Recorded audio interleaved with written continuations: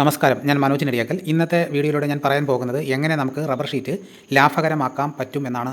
അപ്പോൾ എല്ലാവരും ചെയ്യുന്നതെന്ന് പറഞ്ഞു കഴിഞ്ഞാൽ നമ്മൾ റബ്ബർ വെട്ടി പാലെടുത്ത് ഷീറ്റടിച്ച് അവർ പുകയത്തൊക്കെ ഇടും.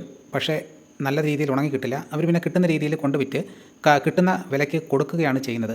അങ്ങനെ വരുമ്പോഴത്തേക്ക് അവർക്ക് ഒരു കിലോയുടെ പുറത്ത് ലോട്ടായിട്ട് കൊടുക്കുമ്പോൾ ഒരു കിലോയുടെ പുറത്ത് ഏകദേശം 25 രൂപയോളം നഷ്ടം വരുന്നുണ്ട്. അത് ഏകദേശം വലിയൊരു നഷ്ടമാണ്.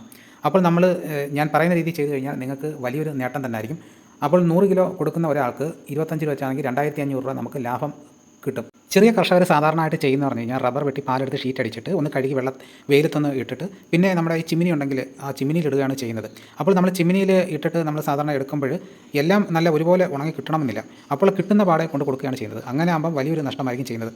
അപ്പോൾ നമ്മൾ ആ ചിമ്മിനിയിലിട്ട് ഉണക്കുന്നവർക്ക് ചെയ്യാൻ പറ്റുന്ന ഒരു ലാഭകരമായിട്ടുള്ള രീതി എന്ന് പറഞ്ഞു കഴിഞ്ഞാൽ നമ്മൾ ഒരു റബ്ബർ ഷീറ്റ് ഇട്ട് കഴിഞ്ഞതിന് ശേഷം ഒരു 3 ദിവസം കഴിഞ്ഞതിന് ശേഷം റബ്ബർ ഷീറ്റ് എടുക്കുക. അപ്പോൾ നമ്മൾ അതിൽ എത്ര ഷീറ്റ് ഉണങ്ങി എന്നുള്ളത് അത് മാറ്റുക. പിന്നെ ബാക്കി ഉണങ്ങാത്തത് നമ്മൾ വീണ്ടും പുകയത്തോട്ട് ഇടുക.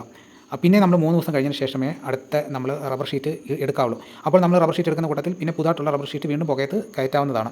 അപ്പോൾ ചില റബ്ബർ ഷീറ്റ് നമ്മൾ നോക്കിക്കഴിഞ്ഞ് കഴിഞ്ഞാൽ എത്ര ഉണങ്ങിയെന്ന് പറഞ്ഞാൽ ചെറിയൊരു പച്ച കാണും ഇടയ്ക്കിടയ്ക്കൊക്കെ.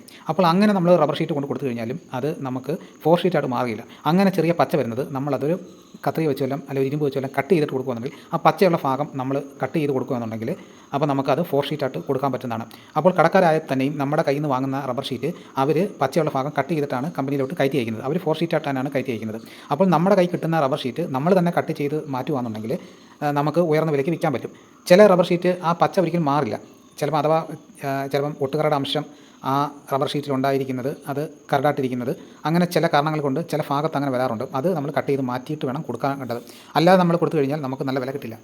ചിലർ റബ്ബർ ഷീറ്റ് അടിച്ചിട്ട് ഇങ്ങനെ പുറത്ത് കൊണ്ടിടും. പിന്നെ ഇങ്ങനെ മഴ പെയ്ത് അവിടെ കിടക്കും. അങ്ങനെ കിടക്കുന്ന റബ്ബർ ഷീറ്റിൻ്റെ ആസിഡിൻ്റെ അംശം പോയി കഴിഞ്ഞ് കഴിഞ്ഞാൽ അതൊരിക്കലും അതൊരു 4 ഷീറ്റ് ആവുകയില്ല. എത്ര ഉണങ്ങിയെന്ന് പറഞ്ഞാൽ നമുക്ക് ലോട്ടിൻ്റെ വില കിട്ടുകയുള്ളൂ. അത് ഉണങ്ങി കിട്ടില്ല. അപ്പോൾ അങ്ങനെ നമ്മൾ റബ്ബർ ഷീറ്റ് പച്ച ഷീറ്റാന്ന് പറഞ്ഞ് മഴ നനയ്ക്കാൻ പാടില്ല.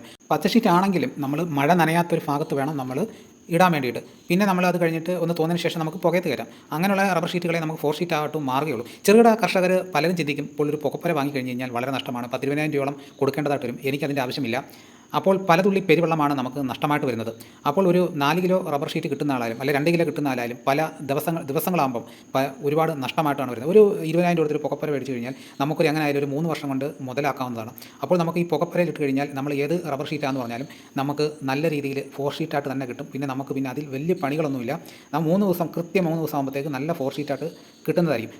അതുപോലെ തന്നെ നമുക്ക് ഈ ചട്ടക്കറയും നമുക്ക് അതിനകത്തിട്ട് ഉണങ്ങാനുള്ള ഒരു സൗകര്യമുണ്ട്. ഒരു തട്ട് നമുക്ക് മാറ്റി നമുക്കത് ചട്ടക്കറയിട്ട് ഉണങ്ങാനുള്ള ഒരു സൗകര്യമാക്കി മാറ്റണം. അപ്പോൾ അങ്ങനെ ആകുമ്പോഴത്തേക്ക് നമുക്കൊരു വലിയൊരു ലാഭമായിട്ട് വരും. പലരും വിചാരിക്കും പുകപ്പര വാങ്ങുന്നത് നഷ്ടമാണെന്ന്. അല്ല, നഷ്ടമല്ല. നമുക്കിത് ഒരു ലാഭകരമായിട്ടുള്ളൊരു കാര്യമാണ്. അപ്പോൾ നിങ്ങൾ ഇതേവരെയും പുകപ്പര വാങ്ങിയിട്ടില്ലെങ്കിൽ തീർച്ചയായിട്ടും ഒരു പുകപ്പര വാങ്ങേണ്ടത് ആവശ്യമാണ്. അപ്പോൾ ചിലർ ചിന്തിക്കും ഞങ്ങൾ ചെറുകിട കർഷകരാണല്ലോ, വലിയ കർഷകരൊക്കെയാണല്ലോ വാങ്ങേണ്ടത്. അല്ല, ചെറിയ കർഷകർക്ക് നമുക്ക് പലതുള്ളി പെരുവെള്ളമായിട്ടാണ് നഷ്ടം വരുന്നത്. പുകപ്പര വാങ്ങുമ്പോൾ ശ്രദ്ധിക്കേണ്ട കാര്യങ്ങൾ, അലൂമിനിയത്തിൻ്റെ പുകപ്പര ഇപ്പോൾ വരുന്നുണ്ട്. അലൂമിനിയം ഷീറ്റ് കവറിംഗ് ആയിട്ടുള്ളത്. അതാകുമ്പോൾ നമുക്ക് കൂടുതൽ കാലം ഈട് നിൽക്കും. ഒരു മഴ നനഞ്ഞാലും ഒന്നും തുരുമ്പിച്ച് പോകത്തില്ല. അല്ലാതെ GA ഷീറ്റ് വരുന്നതാണെങ്കിൽ കുറച്ച് കാലം കഴിയുമ്പോഴത്തേക്ക് അത് തുരുമ്പിച്ച് പോകാൻ കാരണമാണ്. ചെറിയൊരു സൂക്ഷ്മം വന്നു കഴിഞ്ഞാൽ പോലും അപ്പോൾ നമുക്കത് 4 ഷീറ്റ് ആവാനുള്ള സാധ്യത അവിടെ കുറയുകയാണ് ചെയ്യുന്നത്. ചിലർ വിചാരിക്കും ഈ പുകപ്പരയിൽ ഒരുപാട് വിറക് വേണം, അത് നഷ്ടമാണെന്നായിരിക്കും. ഈ പുകപ്പരയിൽ നമ്മൾ ചിമ്മിനിയിലിട്ട് ഉണങ്ങുന്നതിൻ്റെ അത്ര വിറക് വേണ്ട. ശകലം അല്ലെങ്കിൽ അറക്കപ്പൊടി നമ്മൾ മില്ലിൽ ചെന്ന് കഴിഞ്ഞാൽ അറക്കപ്പൊടി ഫ്രീ ആയിട്ട് കിട്ടും. ആ അറക്കപ്പൊടി കൊണ്ടിട്ട് നമ്മൾ ഒരു ദിവസം ഒന്ന് പുകച്ചാൽ മതി. അപ്പോൾ നമ്മൾ 3 ദിവസം പുകച്ചാൽ മാത്രം മതി. വലിയ അധ്വാനമില്ല. നമ്മൾ ഈ ചിമ്മിനിയിലിടുന്ന ഷീറ്റ് നമ്മൾ എത്ര കിടന്ന് പുകച്ചെന്ന് പറഞ്ഞാലും ഈ പുക നേരെ ഡയറക്റ്റ് പുറത്തോട്ട് പോകുകയുള്ളൂ. കുറച്ച് റബ്ബർ ഷീറ്റിൽ പതിച്ചിട്ടങ്ങ് പോകത്തേ ഉള്ളൂ. ഇത് നമ്മൾ പുകപ്പരയിൽ ഇടുന്നതെന്ന് പറഞ്ഞു കഴിഞ്ഞാൽ ഈ പുക മൊത്തം ഈ റബ്ബർ ഷീറ്റിന് വളരെ പ്രയോജനകരമായതിന് ശേഷം മാത്രമാണ് പുറത്തോട്ട് പോകുന്നത്.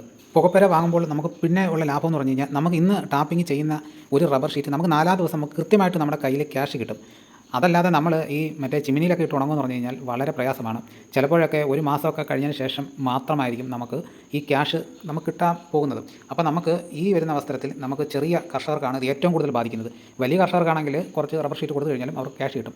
ഈ ചെറിയ കർഷകർക്ക് ഈ റബ്ബർ ഷീറ്റ് ഈ ഉണങ്ങിക്കൊണ്ട് കൊടുത്തെങ്കിൽ മാത്രമേ അവർക്ക് ക്യാഷ് കിട്ടുകയുള്ളൂ. റെഡിമെയ്ഡ് പുകപ്പര വാങ്ങുന്നതായിരിക്കും നല്ലത്. അല്ലാതെ നമ്മൾ സ്വയം മാനുഫാക്ചറിങ് ചെയ്യുമ്പോൾ അത് നല്ല രീതിയിൽ ചെയ്തെങ്കിൽ മാത്രമേ അത് നമുക്ക് പ്രയോജനം കിട്ടുകയുള്ളൂ. അപ്പോൾ എല്ലാവരും ഇങ്ങനെയൊക്കെ ചെയ്ത് നോക്കുക. ഇതോടുകൂടി വീഡിയോ പൂർണ്ണമാകുന്നു. വീഡിയോ ഇഷ്ടപ്പെട്ടെങ്കിൽ ലൈക്ക് ചെയ്യാനും മറ്റുള്ളവർക്ക് ഷെയർ ചെയ്യാനും മറക്കരുത്. ആദ്യമായിട്ടാണ് ഈ ചാനൽ കാണുന്നതെങ്കിൽ സബ്സ്ക്രൈബ് ചെയ്ത് വെക്കണം. മറ്റൊരു വീഡിയോ ഉടനെ എത്താം. എല്ലാവർക്കും നന്ദി.